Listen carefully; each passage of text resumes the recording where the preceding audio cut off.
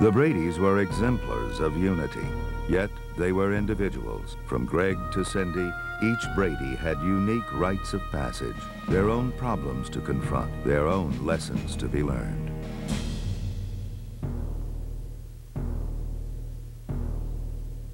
February 20th, 1970, Peter is declared a hero for pulling a little girl out of harm's way. The unfortunate consequence is that he gets a swelled head. Only the others can bring his ego back under control. October 29th, 1971, Marcia suffers self-doubt until cast as Juliet in Shakespeare's tale of star-crossed lovers. She develops a swelled head. January 12th, 1973, Bobby is made a safety monitor at school. He, too, gets a swelled head. March 16th, 1973, Cindy is set to appear on a kids' TV quiz show. The result? Head swelled. September 14th, 1973, Greg, Johnny Bravo, swelled head. Finally, the last is Jan. She is elected most popular girl in her class. The result, of course, is a swelled head, which for Jan was truly a crisis.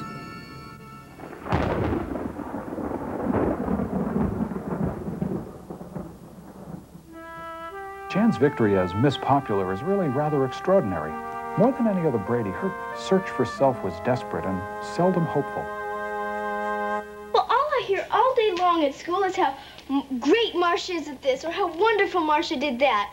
Marcia, Marcia, Marcia. Marcia, Marcia, Marcia. Well, it's like trying to put socks on a rooster, don't you know? But our sympathy, our empathy is always with Jan. We identify. We're all neither of us the first nor the last. Others have come before us, others will come after us.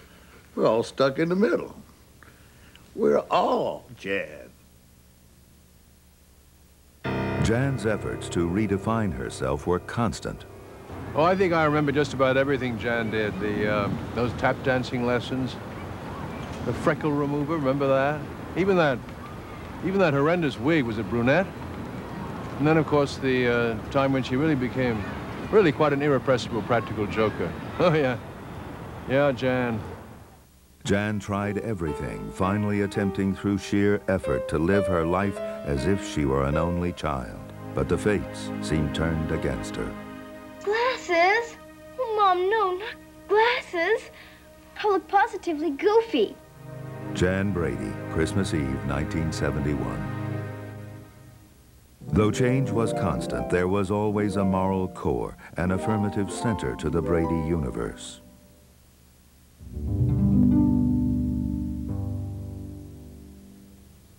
There was really only one time that Mike and Carol were pitted one against the other.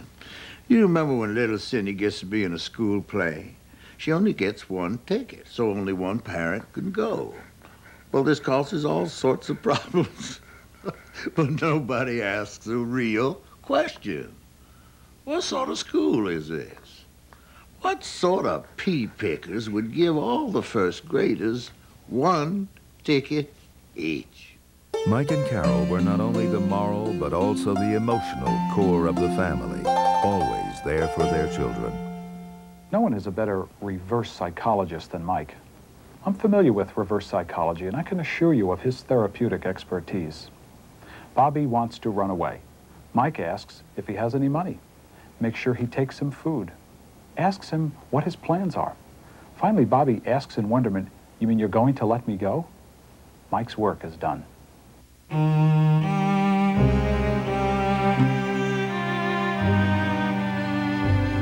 I don't want to make a big thing about this, but your mother and I don't like what just happened. Well, you've made it a contest between boys and girls. That isn't right. We're going to be a family for a lot longer than either Marcia or Greg would be in office. Okay? You can go now. The truly amazing pattern is of Mr. and Mrs. Brady's total supportiveness. It wasn't just that Carol believed Greg when he claimed the cigarettes in his pocket weren't his. When Marcia tries to get Davy Jones to play her prom, her parents don't criticize her for making a foolish promise, as well they might. Instead, they actually help her track down Mr. Jones's recording session and encourage their daughter to dress up as a bellhop and sneak into his hotel room. Extraordinary.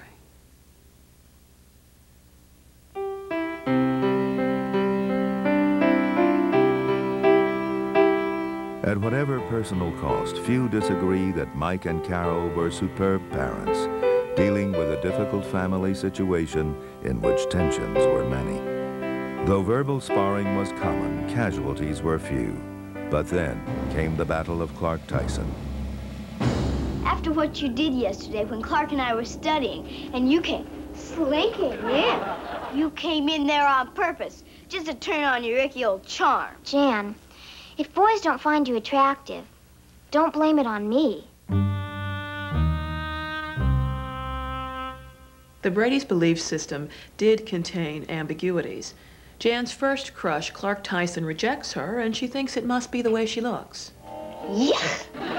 It's my crummy face. Greg was right. Rotten freckles. She tries to purchase freckle remover. We expect the appearances are not important lesson, as in the glasses and braces homily. But in this case, Carol discovers the problem is the way she looks. When Carol suggests Jan wear a dress instead of looking like a tomboy, well, Clark flips for her. So how silly was the freckle remover, really? Essentially, Jan was right. It was the way she looked. Do we then need to re-examine the braces episode? Braces can't change the feelings of a real friend, and they could never change the feelings of those who love you. Carol Brady to her daughter, February 13th, 1970.